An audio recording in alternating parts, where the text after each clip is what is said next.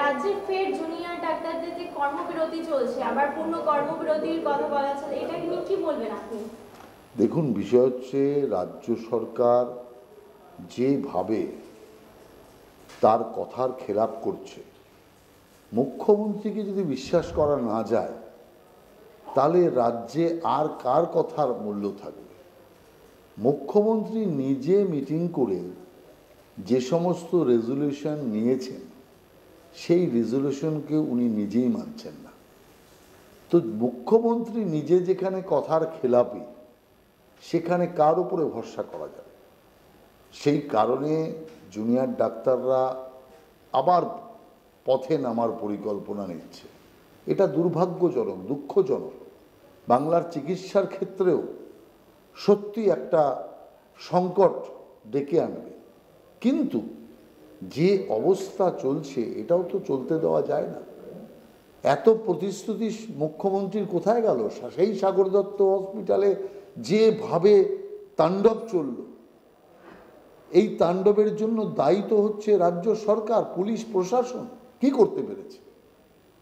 আরজিগড়ে 12 তারিখ তাণ্ডব হলো, এখানে সাগর দত্ততে আবার হলো।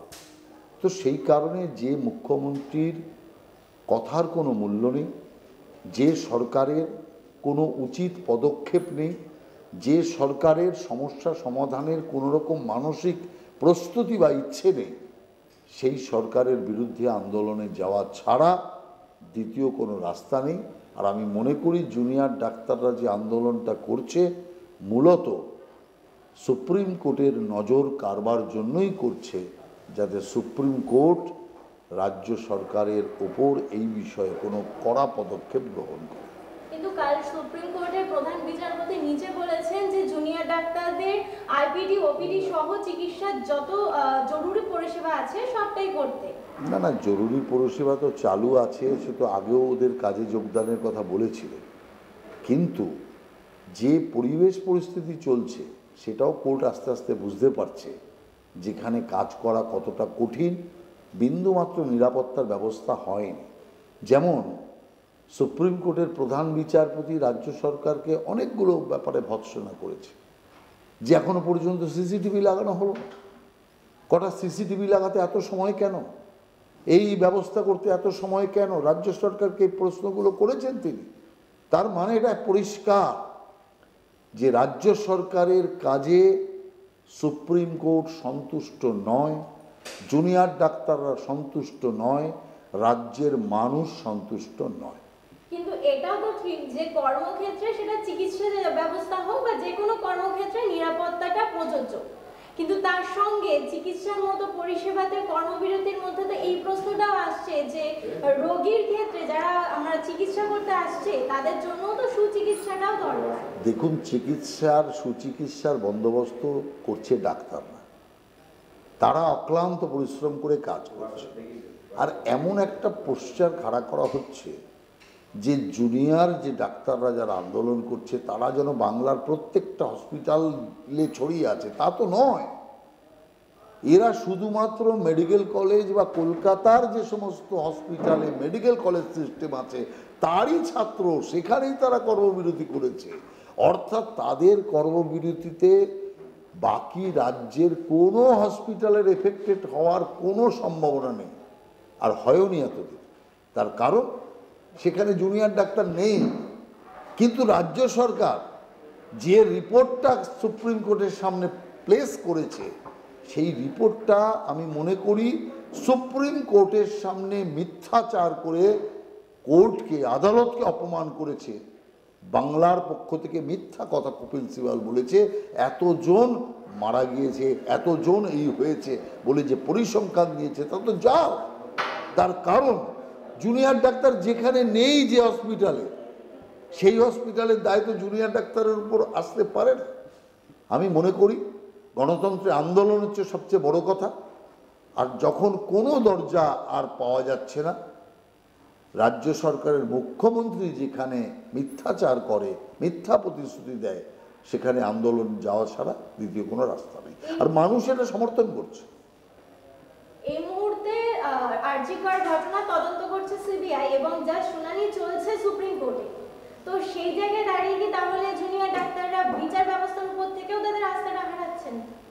না না, সেটা আমি বলতে চাইছি না, কিন্তু বিচার ব্যবস্থা দৃষ্টি আকর্ষণ তারা জোরদারভাবে করতে চায় যে এক ডাক্তারের মৃত্যু যা সারা বিশ্ব ধিক্কার জানিয়েছে, সেই ডাক্তারের মৃত্যুর পরে আবার সাগর দত্ততে যেভাবে হামলা হলো, যেভাবে বর্ধমানে হামলা হলো, অতএব পরিষ্কারভাবে ডাক্তার, নার্স, হাসপাতালের কর্তৃপক্ষ তাদের যে বিন্দুমাত্র নিরাপত্তা নেই, এই ঘটনা আবার প্রমাণ করলো।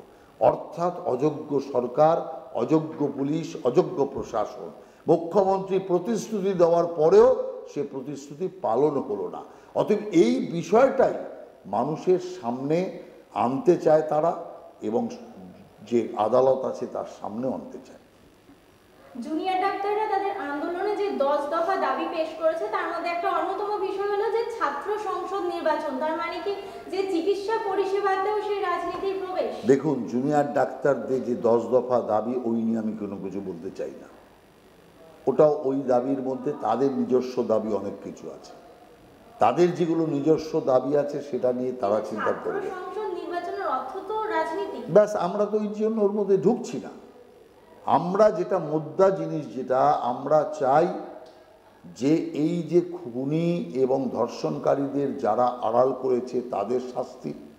আমরা চাই হাসপাতালের নিরাপত্তার ব্যবস্থা।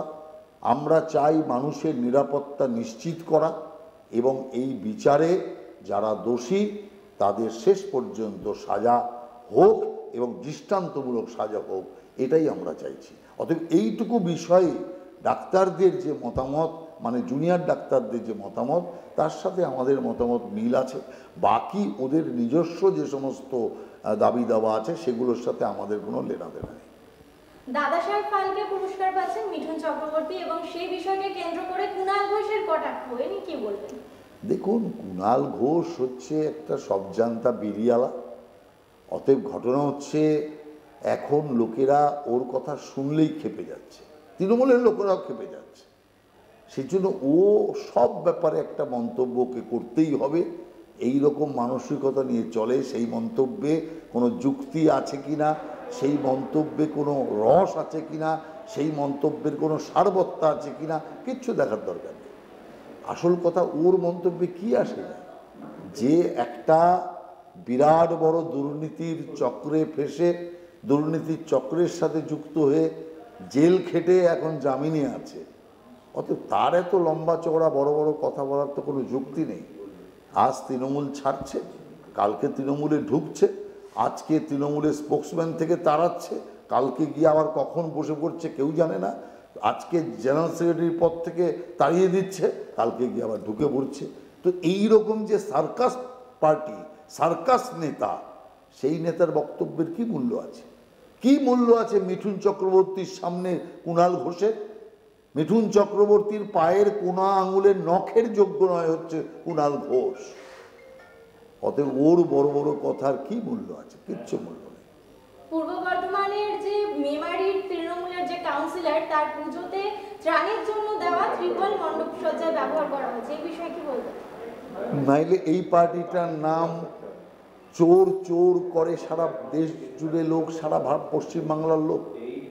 ত্রিপাল চুরি, মানুষের খাবার চুরি, মিড ডে মিল চুরি। চুরি ছাড়া তৃণমূল কংগ্রেসের আছে নাকি? একটাই তো শিল্প তৃণমূল কংগ্রেস জানে, সেটা হচ্ছে চুরি শিল্প। অতএব চুরি শিল্প তৃণমূল যদি না থাকবে, তাহলে তো এই শিল্পটার নামই মুছে যাবে। সেই কারণে বাংলায় এই চুরি শিল্পের আমদানিও করেছে তৃণমূল কংগ্রেস, আর এই চুরি শিল্পই তৃণমূলকে হাতে চুরি পরিয়ে বাংলা থেকে বিদায় করাবে। আমার শেষ প্রশ্ন, যে আরজি করের ঘটনায় তিলোত্তমার বিচারের দাবি থেকে কি এই মুহূর্তে বড় হয়ে দাঁড়িয়েছে ডাক্তারদের আন্দোলন? না না, ডাক্তারদের আন্দোলন তো তিলোত্তমার দাবিকে কেন্দ্র করেই আছে। আর ডাক্তারদের সাথে মানুষের সেন্টিমেন্ট আছে কিন্তু একটা বিষয়, তিলোত্তমার বিচার, তিলোত্তমার বিষয় নিয়ে যে তারা যে লড়ছে, সেই বিষয়ে কিন্তু মানুষ বেরোচ্ছে। বাকি ওদের কি দাবি দাওয়া আছে, এমনকি ওদের যে নিরাপত্তার দাবি, তার মধ্যেও মানুষ অতটা নেই। মানুষ চায় শুধু এর বিচার হোক আর একটু অবসান হোক, ভবিষ্যতে এই জিনিস আর না হোক। অতএব দোষী সাজা পাক, নিরাপত্তা সঠিক হোক, বুক ফুলিয়ে ডাক্তার স্বাস্থ্যকর্মী নির্ভয়ে কাজ করতে পারে এরকম পরিবেশ তৈরি হোক। শুধু স্বাস্থ্যক্ষেত্রে নয়, গোটা বাংলাতেই পরিবেশ তৈরি হোক যাতে কারো বাড়ির সন্তান, সে পুরুষ হোক আর মেয়ে হোক, ঘর থেকে বেরোলে মা বাবা যেন চিন্তিত না হয় যে মেয়ে ঠিকভাবে ফিরবে তো, ছেলে ঠিকভাবে অক্ষত অবস্থায় বাড়ি আসবে তো। এই চিন্তা মুক্তি চাইছে বাংলার মানুষ। বাংলার মানুষ কম খেতে চায়, কম পড়তে চায়, শুধু চেয়েছিল শান্তি। আর সিপিএম এর অশান্ত অবস্থা থেকে মুক্তি দেবে বলে মমতা ব্যানার্জি তখন প্রকাশ্যে বলেছিলেন বদলা নয় বদল চায়। তাই মানুষ ভেবেছিল যে শান্তির বাণী নিয়ে এসছে তো এই দিতে পারবে শান্তির সাথে চলো। নইলে বহু দোষ মমতা ব্যানার্জির থাকা সত্ত্বেও শুধু শান্তির বাণীতে বিশ্বাস করে মানুষ মমতা ব্যানার্জিকে সমর্থন করেছিল। এখন মানুষ হাড়ে হাড়ে টের পাচ্ছে যে তো শান্তির নাম বলে চরম অশান্তি মানুষের ঘরে পর্যন্ত ঢুকিয়ে দিয়েছে। বাইরে মানুষ অশান্তিতে রয়েছে, ঘরের মধ্যে মানুষ আতঙ্কে রয়েছে, অশান্তিতে রয়েছে। তার ছেলে মেয়ে বাড়ির লোকেরা ঠিকমতো বাড়িতে ফিরতে পারবে না। অনেক ধন্যবাদ স্যার আপনাকে। आप देख रहे हैं न्यूज़ UNI।